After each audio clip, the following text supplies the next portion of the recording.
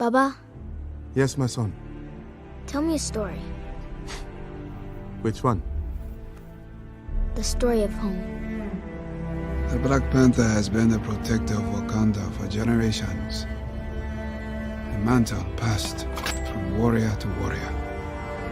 Your Highness? Now because your friend murdered my father, I also wear the mantle of king. So I ask you, as both warrior and king, how long do you think you can keep your friend safe from me? Stand up. You are a king. King! T'Challa! I am king of Wakanda. Wakanda forever! And it is my responsibility to make sure our people are safe. You are son of a murderer! Your father killed his own brother. My life. In my culture, death is not the end. It's more of a stepping off point. I don't need a suit to kill you. The reign is over! Is this your king? Is this your king? I'm the king now. No powers! No claws! No special suit! Just a boy! I want to be a great king, Mama. Tell him who you are! You're a good man with a good heart.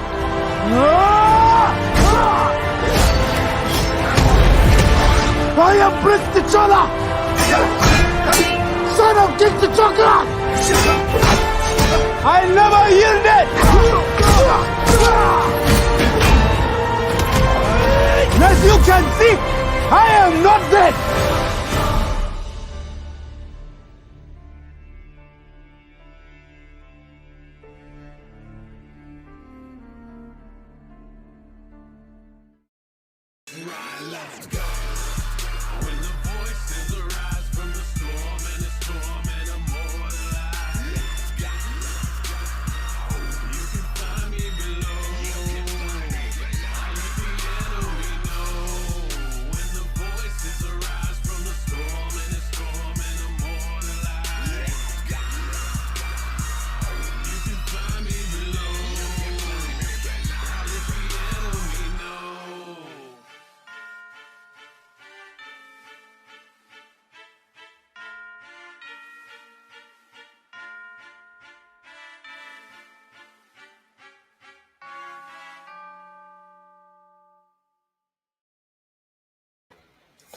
Ladies and gentlemen, boys and girls, children of all ages, this is your boy James, aka Hollywood J Black, live in the building once again.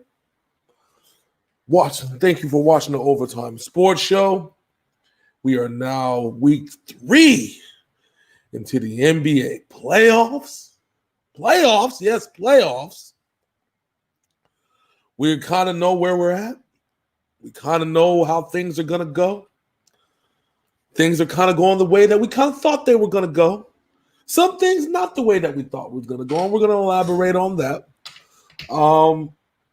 As you saw in the beginning, for those that are out of the loop, Chadwick Boseman, the actor that played Black Panther, Jackie Robinson in 42, he was in The Five Bloods, a bunch of other different really Black cultural movies, passed away. It is sad. It was hard kind of trying to explain to my son, he loved Captain America. He had a little soft spot for the Black Panther, knowing the culture and knowing what it means to the culture. So I like to express my deepest condolences to Chadwick Boseman's family, and for anybody that took this one hard, because this one was a rough one. I'm not going to sit here and lie to you. This one was a rough death to deal with. I mean, we've already lost Kobe.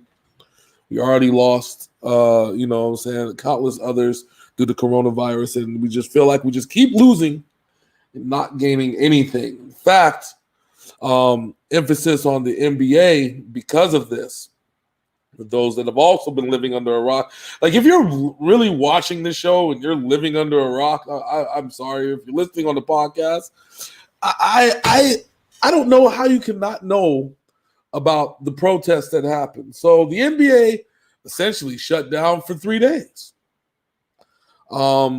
Players walked out of. They said they're not going to take the court anymore. Earlier this week, an African-American male by the name of Jacob Blake was shot in the back 7 times while being apprehended by the police, which is, if you look at the video, I'm not for political discussion, but this one was a rough one. This one was one of those things that it kind of just was too much. Now, there's probably going to be people on here that are going to justify it. There's probably going to be people on here that vehemently disagree with what I have to say. And, I don't care. I don't. Listen, if you want an objective opinion from me, it is very simple. There were 3 cops involved. 3 cops failed to apprehend 1 person. 3 cops failed. And with a bunch of people outside, failed to take down 1 person who they perceived as a threat. Now, the thing about this is that we don't know what happened in the 2 minutes that the cops got there and when Jacob Blake got shot.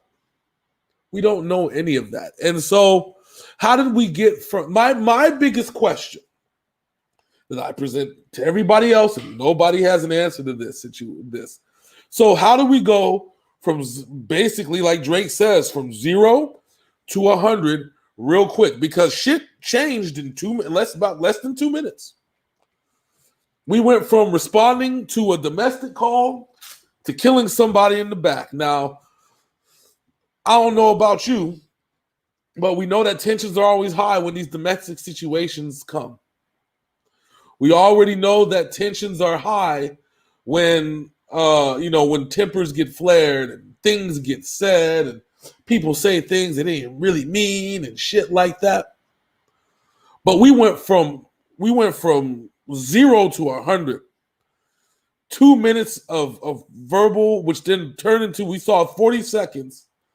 Not even 40 seconds. I want to say about 30 seconds. We see Jacob Blake and the police officer fighting. Had each other in a headlock. At some point, Jacob Blake breaks free. He got hit by a taser. He still didn't stop him. He goes over to his car. And that's when the reports get mixed. Some people try to say that Jacob Blake had a knife on him. The problem is that if he had a knife on him when he was scuffling with the cop would have seen the knife and then shot him dead then. So that part has already been eliminated. He went to the car because there must have been a discussion at some point that the cop knew that Jacob Blake had a knife in his car, which is why Jacob Blake went to the car. I don't know. Actually, let me phrase that. I don't know if that's why Jacob Blake went to the car. We don't know if that's why. But I'm pretty sure after dealing with the police and getting into a fight, as it was probably, again, just a domestic dispute between 2 people, that this shit happens. And it's sad. It's sad. And meanwhile, during the middle of a protest, a 17-year-old kid illegally possessing a firearm goes across the border, quote unquote, to defend people, ends up shooting 3 people, killing 2 of them. There are people calling that man a hero, people calling Jacob Blake the devil.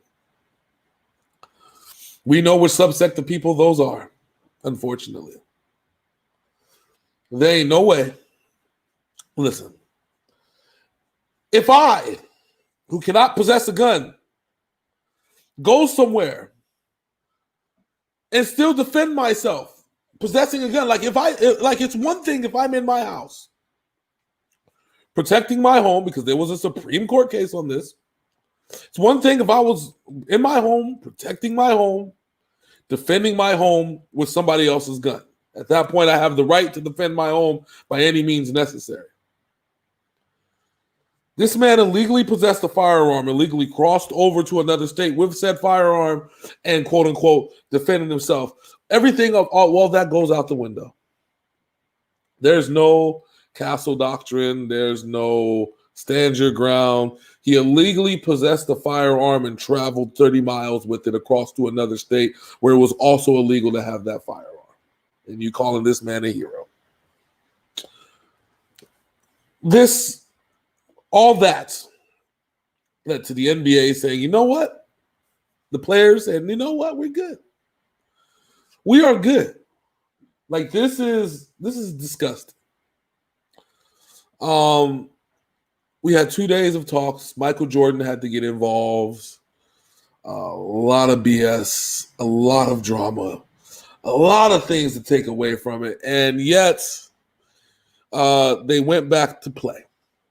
And so we finished out a set of games over the weekend, and we're going to talk about those games. We're gonna talk. Well, let me say the games. We're going to talk about the series.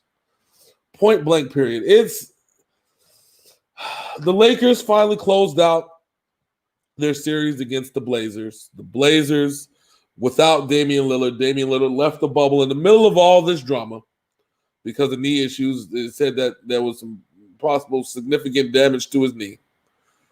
But Melo and LeBron had a hell of a game going against each other. If this was Carmelo Anthony's last playoff run, then I salute this man.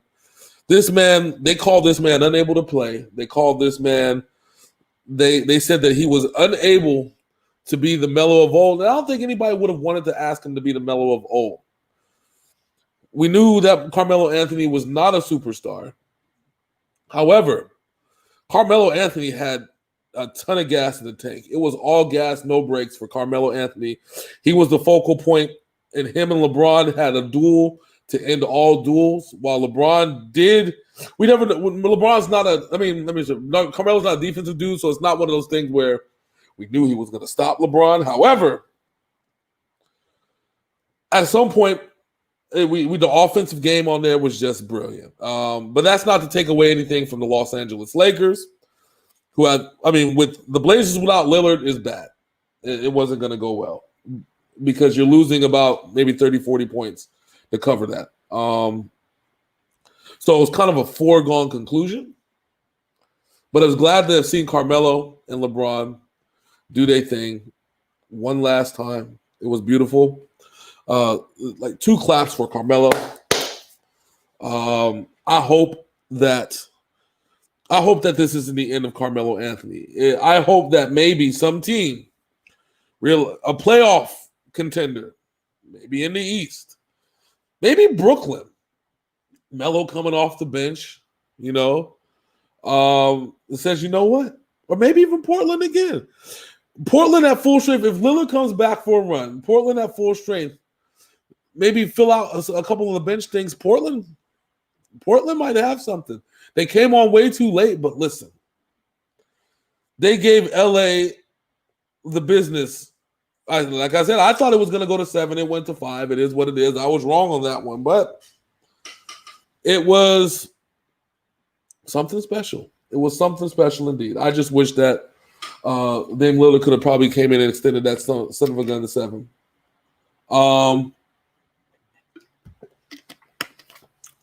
We just recently finished out the Magic game. Magic and Bucks. Bucks took out the Magic. On to the next one. I didn't think Orlando was going to last 4 games, but they won one. And I was completely wrong about that. And I will accept responsibility. But, yeah, it's all bad. It's all bad. But the Bucks are looking good, but they're not looking great. They're looking good. They're not looking great.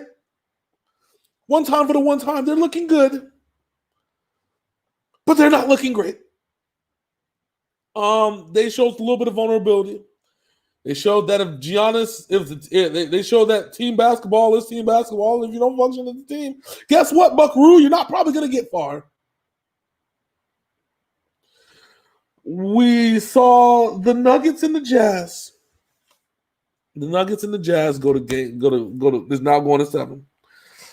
The Jazz were up 3-1 at some point. The Nuggets came back. And it looks like they're on a roll. The Nuggets have finally found their stride, the same stride that I said that they had all this time. I said that this was probably going to go to 6, but now it's going to 7. Jokic can show up. Jamal Murray showed up. They're finally not leaning on Michael Porter Jr. I said this, my worry is that they were trying to make Michael Porter Jr. a star. And it's not like Michael Porter Jr. isn't a star. I don't want to say that. Michael Porter Jr. is a great player. However, being a great player in the bubble season and being a great player in the bubble playoffs is 2 different things. My man's only had 2 points but 12 rebounds in this last game. This was Nugget season. Listen, this is how it went down. Jamal dropped 50, and it took all 50 of them points for Denver to win. Jokic had 22 with 7 of 15 shooting, but he only had 4 rebounds, 9 assists, 22 points, and this is the problem. This is a huge problem because listen, Rudy Gobert is out rebounding him. Donovan Mitchell is out rebounding him. Mike Conley is out rebounding him. How do you have a center as talented as Jokic? Basically, to me, he degraded from the bubble. A lot of these players degraded from the bubble. I don't like how this goes. I don't like how listen. Whoever wins this has to play the Clippers. And I'm looking at this. And it's looking to me like it's all bad. And we're going to get to the Clippers Mavericks in a second. I know that we talked about that. But this is bad. Whoever wins this, the Clippers are going to school. Like this, and I talked about this even with the Mavs. The Clippers are going to school. So let's talk about the Clippers a second. The Clippers finally put away the Mavericks. Marcus Morris doing a little bit of cheating over the last couple games. I'm going to tell it like it is. Marcus Morris, one of the dirtiest players I've ever seen in my entire life. The fact that you want to sit here and step on a man's hurt ankle, bad ankle, it's not like it hasn't been done. Your brother Keith did some of the dirtiest shit too. Marcus Morris wants this championship so bad that he wants to sit there and cheat, step on people's, feet, ankles, get in the scuffles, get in the fights. I think he probably tried to get Luka Doncic intentionally ejected from the game by starting a little fight. The refs weren't having none of it. They said, "We know what you're doing, Marcus. We seen your bullshit. Enough is enough for your bullshit." Because if Luka gets on fire, the Clippers cannot beat the Dallas Mavericks. So you do what you do. At the end of the day, they try to do the comeback. Kawhi is Kawhi Leonard, and he Kawhi Leonard the shit out of the Mavericks. That's what it is. He shows why in crunch time and clutch time, nobody is better than Kawhi Leonard. Which is why when we get to this playoff match, whoever decides to win, somebody's getting stomped. And it's probably going to be whoever, Utah or Denver, whoever decides to win Game 7. You're just getting stomped. It's probably going to be 4-0, 4-1. Maybe they'll still win. And it's not just because the Clippers are a better team than whoever they got to play next. It's really because that those same performances that you get out of Jokic or those 50-point performances that you get out of Donovan Mitchell or Jamal Murray, that's not going to happen against LA. Those two teams are not as good. And I'm sorry, that may make some Nugget fans a little bit upset. It may make some Jazz fans a little bit upset. But you knew what you were getting into. Your team's just not that good. I'm sorry. They're not. It's fine, though. It's fine. The reality of the situation, though, is that there's always next year. The game changes next year.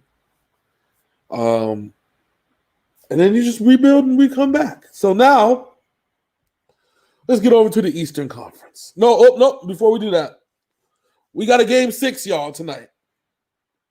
And then a game 1. Let's talk about the game 6 before we talk about the game 1. So we got a game 6. The Rockets versus the Thunder. Game 6. Russell Westbrook is back. This was a game changer. We all said that I didn't think Russell Westbrook was going to be back in this series. He came back for game 5 and absolutely dominated. Now, we're at a cusp. We're at a point where, things might just be.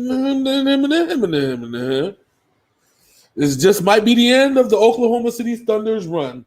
Having to deal with Westbrook and Harden at the same time. See, Chris Paul and James Harden with an excellent offensive versus defensive matchup. Westbrook, on the other hand, when he comes in the game, it's a wrap. It's a done deal.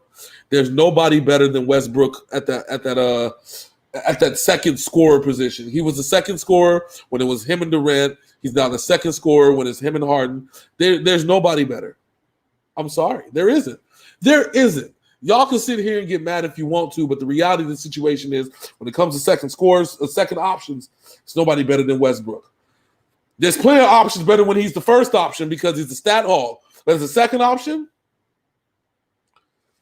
and I think they're going to win this series, and they are about to give the Lakers fits. Now, I'm not saying that the Lakers aren't going to win because Anthony Davis is about to drop triple doubles for the whole entire fucking season. Whole entire playoff series. Sorry. The Rockets have problems with centers and power forwards. If LeBron and AD play power forward and center, it's a wrap. Like power forward and center, like they do that, it's a wrap. It's done. Bring in Caruso, who's an excellent defensive point guard, and him trying to get against Harden is going to be fun because they're both shifty. That should be an interesting series. I want that series. However, if somehow the Oklahoma City Thunder figure this thing out, then what are we going to do? What are we going to do now? I don't. The Thunder are sneaky good. They're not good. They're sneaky good. They might steal a few, and you're going to get pissed off. But I honestly think this is a wrap. I think this is a wrap for the Thunder. There's no way they're going to be able to stop Westbrook and defend against them. It just is what it is. So I guess now we got to go into the semifinals. Let's talk about the semifinals in the East because that's already ready to go. The West is still being decided, but in the East, we got 2 major games. We have the Miami Heat, one of my favorite teams, taking their talents and going to be dealing with the Bucks. The Bucks, Chile. Let me tell you, the Bucks I don't think are deep enough to contend with Miami. This one might be upset city. They're going to frustrate Giannis. They're going to piss off a few people, and it's going to be upset city. I really think that Miami can beat Milwaukee in 6 games. I think Miami's built to do this. If you have to ask everybody, of course, the Bucks are going to be favorites, but I think that Miami is built to win this series. Jimmy Butler is playing like 100%, and if Miami stays healthy throughout the series, this is Miami's series to lose. I don't really think the Bucks are in a good position right now. They've shown some holes dealing with Orlando, who is not that talented of a team. I'm sorry, they're not. And they lost the game because the rest of the Bucks didn't show up. They thought they were going to steamroll. Miami's going to give them defensive fits. Jimmy Butler, Tyler Hero, Andre Iguodala, Bam Adebayo, them boys are going to give him fits. It's done. I don't see any of that. Any of this is not looking good for Milwaukee. And the fact that there's no travel advantage, I think Miami can steal this one. Mark my words. If it happens, you heard it here first on the Ovatyme Sports Show. So then let's finally get to we already had a game one of this series, which was the Toronto Raptors going against the Boston Celtics. I thought these are literally the two deepest teams in the NBA right now. I thought it'd be much more of a competitive matchup. Now there were a bunch of fouls. I think they called 8 fouls in 7 minutes against Toronto. The refs are involved. The shit's not looking good. I'm not happy about this. I'm not saying that the Celtics aren't talented, but they got a little push at the beginning of the game, and they did not let up from there after that. It is what it is. So I don't know. That's something that we got to see. The Celtics took game one. Tatum had a good game. Brown had a good game. Kemba had a good game. It was exactly what I've been telling you. The two deepest teams in the NBA, something's got to give. And if their starters outperform Toronto starters, I think this is going to be a wrap. It's going to be real interesting. All right. So, last part of the show. This is, of course, this is going to the podcast as well. This is the third to last episode of season 3. We still got the NFL previews that we're dropping all this week. So we're getting to a point where season 4 is just around the corner. There's been some technological changes, some advancements, if you will. And I think the plan, what we're going to do with season 4, we're switching to a whole new recording format. We got some things in the works. The Facebook shows will be live. The YouTube shows will not, because of the way that this technology that we have is working. However, the shows are going to be in super high quality. And I'm excited about this new change, this new venture, the new thing that we're doing on the Ovatyme Sports Show. I said that season 4 is going to be the biggest and the most fun season that we've ever had in a while. We're going to have some things. We're going to be able to have highlights on the show. We're going to be able to do a little things here, make things happen. So stay tuned for that. But until then, make sure you check out Tuesday, Wednesday, Thursday. We are dropping the NFL preview shows for the last 3 divisions: the NFC East, AFC West, NFC West. Tuesday, Wednesday, Thursday. On the podcast. The NFC East show should already been dropped today by 10 o'clock. This show is going to drop on the podcast at noon. So if you're listening now, you've already made it to the end. Congratulations. I haven't bored you to death. But definitely check us out on Facebook on Sinful Black TV, YouTube Sinful Black TV. I appreciate y'all. And yeah, that's it. So until next time, it's your boys Hollywood J Black. We out this thing. Deuces.